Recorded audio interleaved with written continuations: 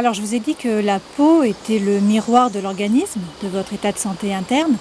On dit que les yeux sont le miroir de l'âme, mais ils sont aussi le miroir de l'organisme et ils vont nous donner des indications beaucoup plus précises que la peau. Hippocrate disait déjà « tels sont les yeux, tel est le corps ».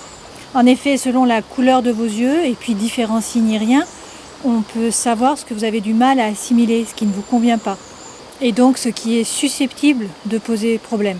Donc les yeux permettent vraiment d'avoir des tendances importantes et orientent le naturopathe sur la cause de la cause de la cause. Alors on s'y met, je vous explique. Alors, en iridologie, on considère qu'il y a 3 couleurs d'yeux. Il y a tout d'abord les yeux qui sont bleus, donc ce sont les iris fibrières, donc ça tire soit sur le bleu, le vert, le gris, on appelle ça lymphatique. Les iris pigmentaires, donc là ça va être tous les marrons, les bruns, les noirs, on appelle ça hématogène. Et puis le mixte ou le noisette, qui est en fait un iris polychrome. Donc ces 3 types d'iris donnent 3 constitutions qui vont chacune avoir des pathologies ou en tout cas des tendances différentes. Donc l'œil bleu est plutôt acide, donc le terrain est plutôt acide et il aura plutôt des inflammations, des tendances rhumatismales, des allergies. Alors que le marron est plutôt alcalin et lui il aura plus des problèmes d'hyperviscosité sanguine, de dysmétabolisme lipidique ou encore d'insuffisance hépatique. Et ensuite on a le mixte, donc lui c'est le noisette. Lui, en fait, il va mixer les deux. Donc il va avoir un peu les deux types de maladies, avec des problèmes d'arthritisme, une relation difficile avec les sucres, de l'hypoglycémie, du diabète, voilà. Alors commençons avec les iris fibrières lymphatiques. Voici donc les yeux bleus. Voici différents types de yeux bleus, où on a plusieurs tendances. Là on va avoir plus de blanc, là on a du marron, ici on va avoir beaucoup de jaune, là ça va faire plutôt gris. Et puis ici, c'est ce qu'on appellera un œil plutôt vert. Et en fait, c'est quand on prend la photo, on se rend compte que c'est un œil bleu avec du jaune par-dessus. Donc voici quelques exemples de yeux marrons, les iris hématogènes pigmentaires.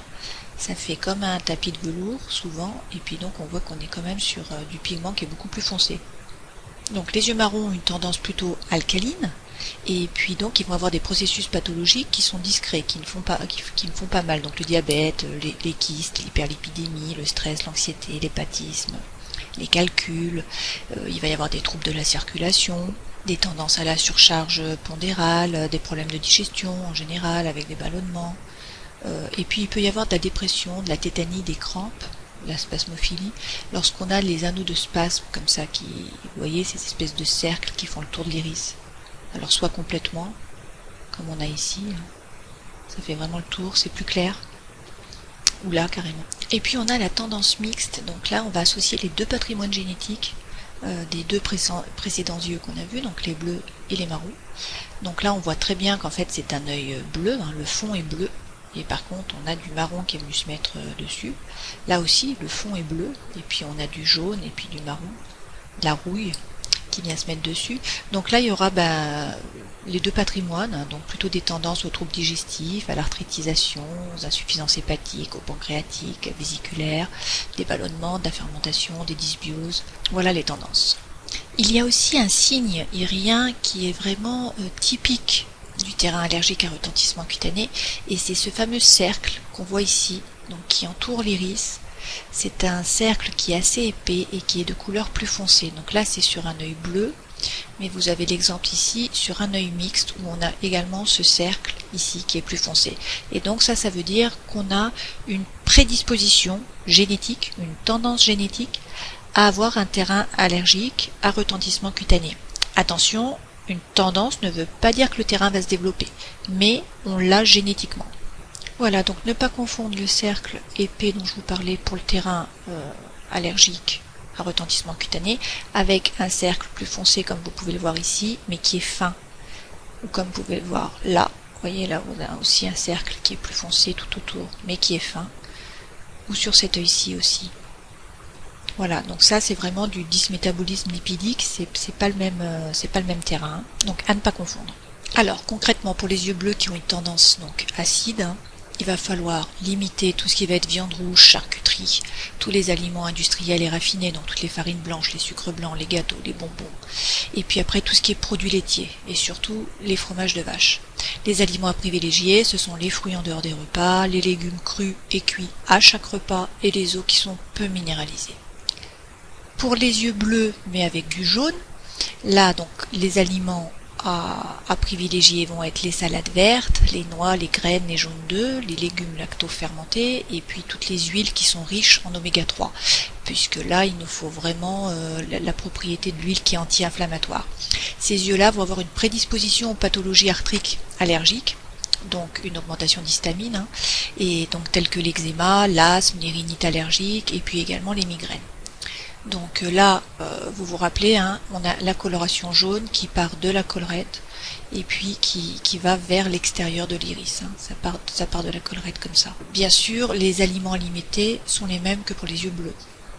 Ensuite, pour les yeux marrons, donc là, on va limiter tout ce qui est amidon, donc les pains, les pâtes, les riz, les légumineuses, les pommes de terre, la charcuterie également, les huiles hydrogénées et raffinées, donc de mauvaise qualité, les produits laitiers, tout ce qui est acidifiant, donc l'alcool, le café, le thé, les additifs alimentaires, la chimie médicamenteuse, et puis tout ce qui est boissons glacées, l'alimentation qui est très froide, et puis les excès de crudité en hiver.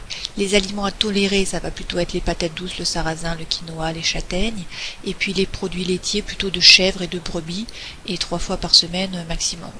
Les aliments à privilégier, ce sera toujours donc les fruits en dehors des repas pour pas avoir des problèmes de fermentation et de ballonnement, les légumes verts, l'artichaut, le radis noir, les oignons, les graines de fenouil, toujours 3 cuillères à soupe d'huile végétale bio de première pression à froid, olives, colza, noix, cameline, germes de blé, chanvre, et puis des jus de carotte, du citron, du curcuma pour drainer le foie, puisque là on a plus de problèmes de foie, et du coup même pour l'hydrologie, c'est pas mal de faire des bouillottes qu'on met sur le foie, alors que lorsqu'on a une tendance aux yeux bleus, on va plutôt faire des bouillottes sur les reins.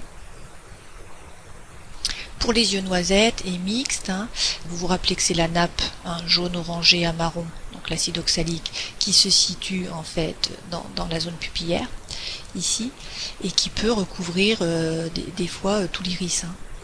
Là, il va falloir limiter les céréales et privilégier donc les aliments complets, le riz complet, le pain complet, les céréales complètes. Limiter le sucre blanc et les produits industriels qui en contiennent et privilégier plutôt le sucre complet, donc tout ce qui va être rapadura, muscovado, le sucre de coco.